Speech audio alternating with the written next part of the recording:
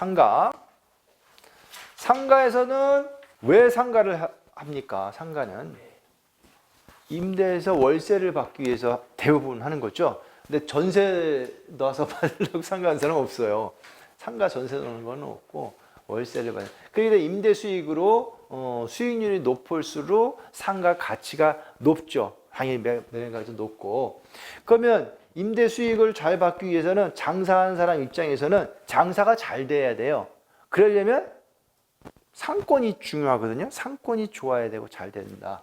상권. 그럼 상권이 좋은 건 역세권, 유동인구 많다, 상권을 흡입할 수 있는 그 주변에 배후 세대가 얼마나 있냐, 개발 계획이 있다, 이런 것이 중요하겠죠. 자, 상권. 그다음에 상가 위치가 또 중요합니다. 이 상가가 도로변 전면이냐, 측면이냐, 후면이냐, 아니 가운데 박혔냐, 이거에 따라서 또 장사가 잘 되고 안 되는 게 판가름이 나고 월세를 또 못 낼 수도 있죠. 잘 안 되면. 전용률. 또 상가 전용률이 요즘엔 기본 평균 50% 하지만 50% 안 되는 경우도 많아요. 공급 면적이. 그럴수록 저연율이 적으면 그 공용 부분이 넓으면 거기에 대한 관리비 부담도 많이 늘어날 거예요. 그다음에 동선. 제가 지난 글씨 위주로 보시면 돼요. 동선. 동선이 뭐예요? 사람들이 지나가는 라인. 예. 이게 동선이 여기가 도로가 있고 건물이 있는데 이 도로가 있으니까 이렇게 지나갈 것 같아. 근데 여기는 차가 다니는 거고 사람 다니는 길은 따로 있어. 사실 이런 데는 차 다니는 거하고 사람 다니는 거하고 다르거든요. 도로변 전면부에서 사람이 다니니까 좋은데 좋은 줄 알고 있었는데 사람은 다니는 거 뒤로 다녀. 주차를 하고. 그러면 오히려 후면이 더 좋은 거예요. 그래서 이 동선을 잘 보셔야 돼. 광고 효과는 좋을지 몰라도 사람이 많이 다녀서 들어올 수 있는 곳이 돼야 돼, 노출이. 동선. 그래서 동선의 현장 조사를 가보면 알아요. 사람이 어디로 많이 다니는지 가만히 앉아서 보고 있으면 나도 이제 가보면 알아요. 자, 그러면 조망과 일조, 뭐 관련 업종일 경우이지만 일반 상가는 크게 중요하지는 않아요.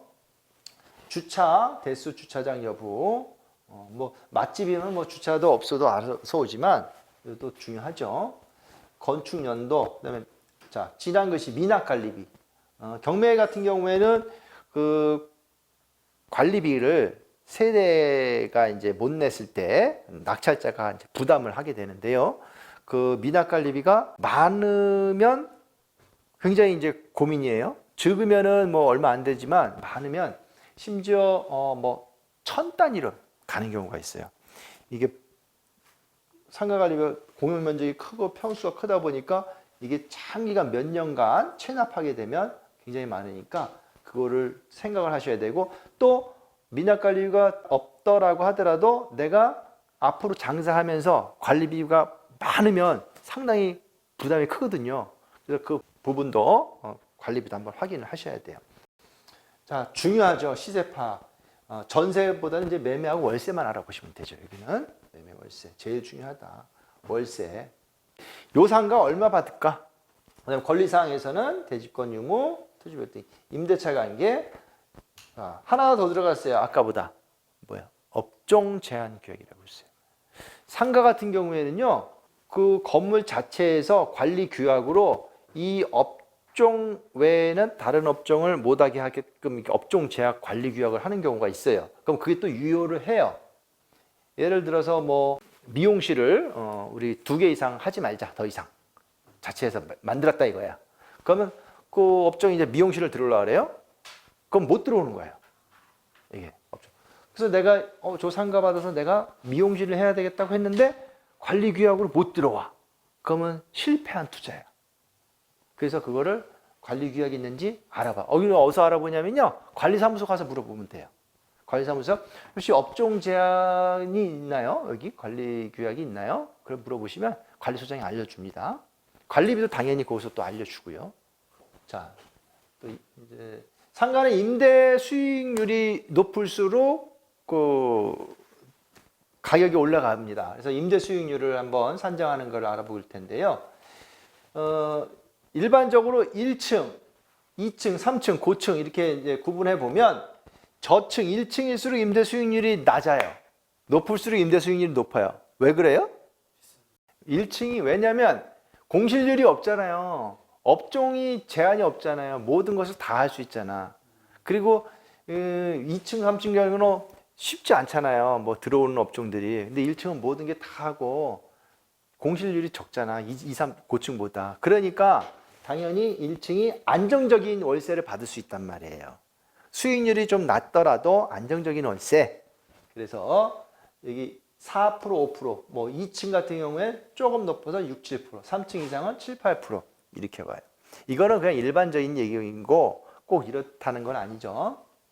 임대 수익률 산정 방법 이거 참고로 알아두시면요. 자, 보증금 3천만 원에 월세 150만 원이 있는 상가인데 이게 매매 가격이 5억이래요. 요 매매 가격 5억짜리가 보증금 3천에 월 150만 원에 임대가 들어있대요. 그럼 이 임대 수익률이 몇 프로냐라고 하면요. 요 월세를 12달 곱해요. 그랬더니 1,800만 원이 나오거든요.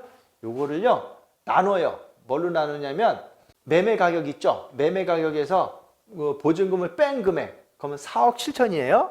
그 금액으로 나눠요. 그래서 1,800만 원 나누기 4억 7천 그리고 곱하기 100을 하면 임대 수익률이 나와요. 요거는 대출 없이 내 순수한 자본으로 한 거예요. 만약에 대출을 받아서 이거 임대 수익률이 훨씬 높아져요. 자, 상가 매매 가격 산정 방법 거꾸로 1층 상가가 보증금 3천에 월세 150만 원에 있대요. 근데 여기 그 주변 수익률 보니까 1층이 평균적으로 한 4% 정도 나오는데 임대 수익률이 그럼 이게 상가는 적정 가격이 얼마일까요? 이게 적정 매매 가격이 얼마일까요? 이게 판단하는 거예요. 그러니까 주인은 내놓고 싶은 대로 내놔 그냥 팔고 싶은 대로 이거 10억 그럼 적정 가격이 그게 아니에요. 우리가 판단할 때 그럼 적정 가격이 어떻게 따지냐면 이렇게 해요. 평균 주변 수익률, 임대 수익률을 보는 거예요. 1층에 한 4%다라고 할 때. 자, 월세를 12달 곱해요. 그래서 4%로 나눕니다. 전자계산기 4하고 %% 있죠? 4% 하면 돼요. 그리고 임대 보증금 3천만 원을 더해요. 그러면 이게 상가 매매 가격이 나와요.